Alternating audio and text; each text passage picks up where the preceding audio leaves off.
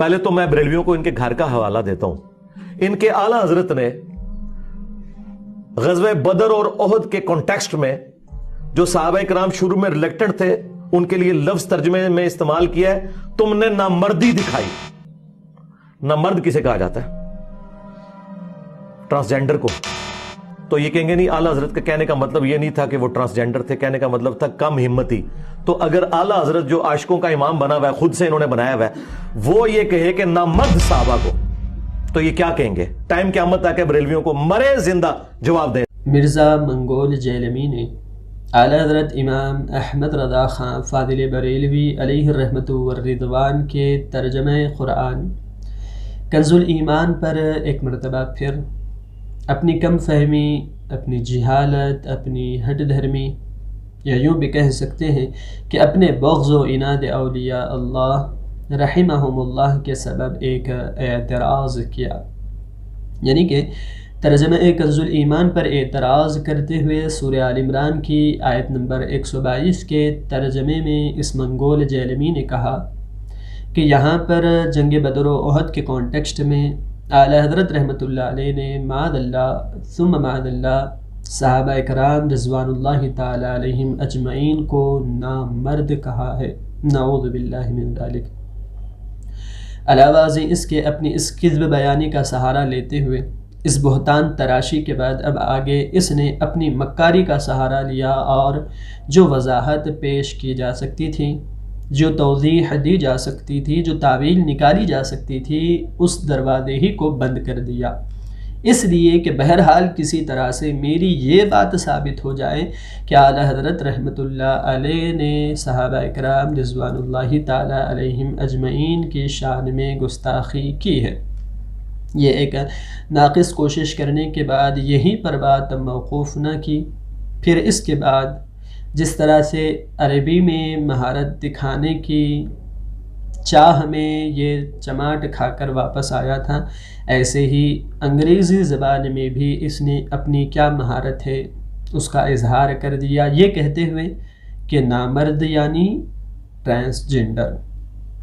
علاوہ ازیں اس کے بعد پھر صحابہ کرام رضوان اللہ تعالی علیہم اجمعین کے شان میں یہاں پر گستاخی ہوئی ہے، لہذا گستاخ صحابہ کا فتویٰ طلب کرتے ہوئے یہ کہہ دیا کہ اب اگر کوئی یہ کلمات صحابہ کی شان میں استعمال کرے تو اب ان سنیوں کو، ان عشاق رسول کو قیامت تک کے لیے وقت ہے کہ اپنا موقف بیان کریں. اس طرح کی بات اس نے کر دی. تو عزیز سامعین و ناظرین، ان چار باتوں کو ہم نہایت ہی مختصر طریقے سے آپ کو سمجھا دیں کہ سب سے پہلی بات تو اس نے یہ بات کہی کہ اعلیٰ حضرت رحمۃ اللہ علیہ نے صحابہ اکرام رضوان اللہ تعالی علیہم اجمعین کو نعوذ باللہ معاذ اللہ ثم معاذ اللہ نامرد کہا ہے، جبکہ یہ حقیقت حال سے بالکل مختلف ہے. اس عبارت کے نامردی والے کلمے کو لے کر صحابہ اکرام رضوان اللہ تعالی علیہم اجمعین کو نعوذ باللہ نامرد کہنا، یہ اس جیسے ناقص العقل ہی کی جسارت اور جرأت مندی ہو سکتی ہے. اعلیٰ حضرت رحمۃ اللہ علیہ کے ترجمے میں یہ بات ثابت ہی نہیں ہوتی. کیوں؟ کیونکہ اگر آپ دیکھیں فرمان باری تعالیٰ جس آیت پر اس نے اعتراض کیا کہ اذ ہمت طائفتان منکم ان تفشلا واللہ ولیہما وعلی اللہ فلیتوکل المؤمنون، رب العالمین کے اس فرمان کا اب ترجمہ کرتے ہوئے اعلیٰ حضرت رحمۃ اللہ علیہ فرما رہے ہیں کہ جب تم میں کے دو گروہوں نے ارادہ کیا، دوبارہ سماعت کر لیں کہ جب تم میں کے دو گروہوں نے ارادہ کیا کہ نامردی کر جائے، ابھی عمل سرزد نہیں ہوا ہے، ارادہ ہو رہا ہے. تو ارادہ کیوں ہو رہا ہے، اس کا سبب کیا ہے، مسبب کیا ہے، اس کو جانے بغیر کوئی بھی فتویٰ لگایا ہی نہیں جا سکتا. اصل مسئلہ یہ ہے کہ یہاں جس دو گروہوں کا تذکرہ چل رہا ہے، شان نزول بھی پس منظر بھی ہم آپ کو بتا دیں کہ وہ یوں جیسے یہ منگول جیلمی کہہ رہا ہے، جنگ بدر و احد کے کانٹیکسٹ میں دو گروہ تھے. اصل میں یہ دو الگ الگ قبیلے جو کہ انصار ہی تھے، دونوں ہی قبیلوں میں سے صحابہ ہی تھے، تو دو گروہ جن میں کہ ایک گروہ کا تعلق قبیلہ بنو سلمہ سے تھا جن کا تعلق خزرج سے ہے، اسی طرح سے ایک گروہ، ایک قبیلے کا تعلق قبیلہ بنو حارثہ سے تھا جس کا تعلق اوس سے. تو یہ دو قبیلے تھے.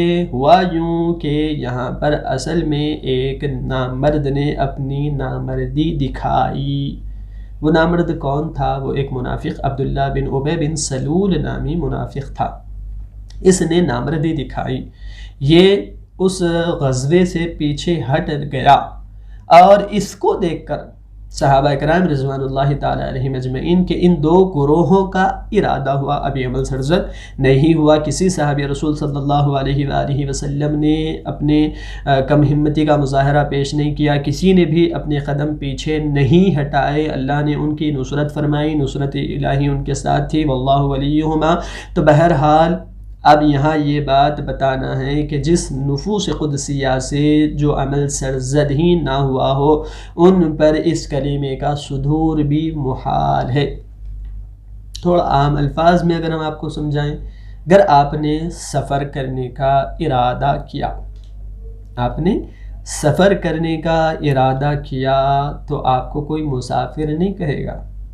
جس وقت تک کہ آپ سفر پر روانہ نہ ہو جائیں اس وقت تک آپ پر اس مسافر والے کلمے کا صدور، اس کا اثبات محال ہے، ممکن ہی نہیں. آپ سفر شروع کریں گے تو آپ کو مسافر کہا جا سکتا ہے. آپ نے ارادہ کیا کہ آج سے میں بھوکا اور پیاسا رہوں گا. آپ نے کھانا پانی ترک نہیں کیا، ابھی آپ نے کھانا پانی پینا کھانا چھوڑا نہیں ہے، تو آپ کو کوئی بھوکا یا پیاسا نہیں کہے گا. ہاں، اس وقت تک کے لیے جب تک آپ حقیقت میں واقعتاً آپ بھوکے یا پیاسے نہ رہ جائیں. حقیقت میں اگر آپ بھوکے ہو جائیں، آپ کھانا چھوڑ دیں اور پیاسے ہو جائیں، پانی پینا چھوڑ دیں، تو آپ کو کہا جا سکتا ہے کہ آپ بھوکے ہیں یا پیاسے ہیں. جب تک عمل سرزد نہ ہو اس وقت تک کسی بھی کلمے کا صدور اس پر ہو ہی نہیں سکتا، اس عامل پر. تو ایسے ہی جن صحابہ کرام رضوان اللہ تعالی علیہم اجمعین سے اس کم ہمتی کا عمل سرزد ہی نہیں ہوا، ان پر وہ لفظ بھی صادر ہو ہی نہیں سکتا. اگر کوئی عقل کا اندھا یہ نامردی والے ترجمے کو لے کر یہ کہہ دے کہ یہاں پر نعوذ باللہ معاذ اللہ ثم معاذ اللہ کے صحابہ کرام رضوان اللہ تعالی علیہم اجمعین کو نامرد کہا گیا ہے، تو ہم کہیں گے کہ یہ تیری کج فہمی ہے، یہ تیری کم عقلی ہے، یہ تیری جہالت ہے کہ تو اس مفہوم کو سمجھنے سے قاصر ہے. یہ ہے کہ اس پر عامل پر یہ لفظ جو ہے صادر ہو سکتا ہے، اس چیز کے عامل پر. یعنی کہ نامردی دکھانے والا یہاں پر کون ہے؟ یقینی بات ہے کہ وہ ایک منافق ہے عبداللہ بن ابی بن سلول، اور اس کو اگر ہم نامرد کہہ بھی دیں جو کہ ظاہر ہے مسبب وہی ہے.